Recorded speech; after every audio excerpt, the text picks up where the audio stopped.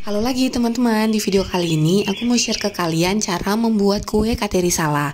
Nah, kue ini adalah kue tradisional khas daerah Bugis. Jadi yang membedakan kue Katerisala dengan kue talam biasa itu adalah lapisan atasnya. Di Katerisala, lapisan atasnya tuh tanpa menggunakan tepung terigu. Sedangkan talam biasa itu menggunakan tepung. Nah, mari coba ya. Yang pertama kita cuci bersih dulu beras ketannya. Nah, ini campuran beras ketan putih dan beras ketan hitam. Aku cuci 3 kali, kemudian aku rendam selama 2 jam. Tapi kalau kalian menggunakan air panas, cukup direndam selama 1 jam aja ya teman-teman.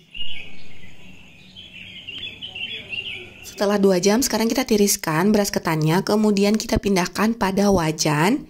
Kita mulai aron, tapi kita tambahkan daun pandan. Aku gunakan 3 daun pandan karena daun pandannya tuh ukuran kecil. Kemudian tambahkan santan.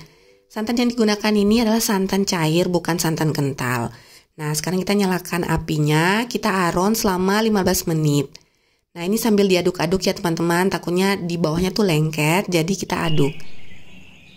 Kalau udah, sekarang kita pindahkan pada wadah kukusan, kemudian kita kukus sampai ketannya itu benar-benar matang ya teman-teman. Kalau kalian lihat nih, aku nggak punya wadah yang agak gede, jadi aku pakai wadah kaca, tapi nggak apa-apa, nggak masalah karena ini anti panas, jadi bisa digunakan.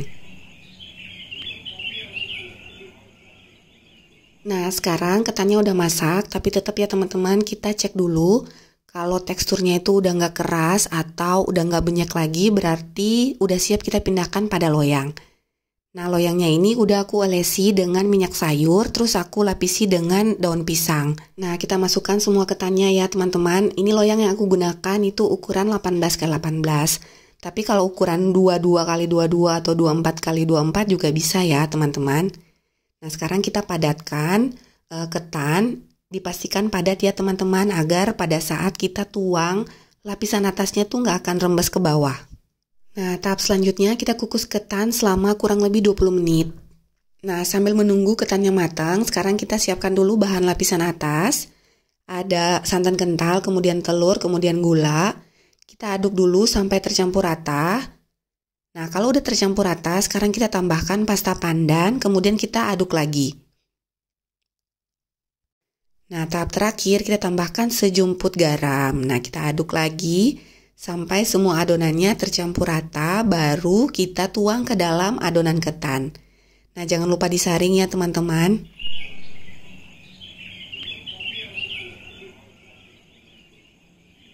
Nah, sekarang tahap terakhirnya kita kukus adonan selama 1 jam. Sampai lapisan atasnya tuh agak padat ya teman-teman. Nah, saat proses pengukusan, jangan lupa tutupannya ini sering-sering dibuka teman-teman, minimal 3 menit sekali. Nah, gunanya buat apa? Supaya lapisan atasnya tuh nggak akan ngegelembung gitu teman-teman. Jadi kuenya tuh kelihatan cantik gitu. Nah, sekarang kuenya udah jadi setelah 1 jam kukus nih ya teman-teman. Tapi jangan dulu dipotong, jangan dulu disisir. Kita tunggu sampai kuenya dingin. Supaya apa? Supaya nggak akan lengket adonannya di pisau. Nah, sekarang kuenya udah dingin, udah bisa nih kita sisir pinggirannya. Nah, kalau udah sisir pinggirannya seperti ini, sekarang kita balikkan adonannya. Tapi jangan lupa lapisi dulu dengan daun pisang ya teman-teman agar nggak lengket. Karena ini belum aku masukin ke dalam kulkas, jadi tetap agak lengket juga. Nah, kalau udah sekarang kita buka lapisan dasarnya. Nah, ini aku yang tadinya tuh lapis dengan daun pisang, kita buka perlahan. Kalau udah kita taruh dulu di kulkas ya teman-teman, biar kuenya tuh lebih set, jadi lebih gampang kita potongnya gitu.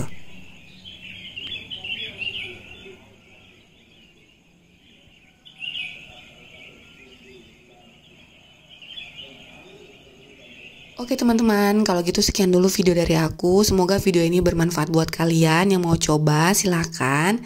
Nah, resepnya kalian bisa lihat di layar ya. Nanti aku copy juga di deskripsi ya teman-teman.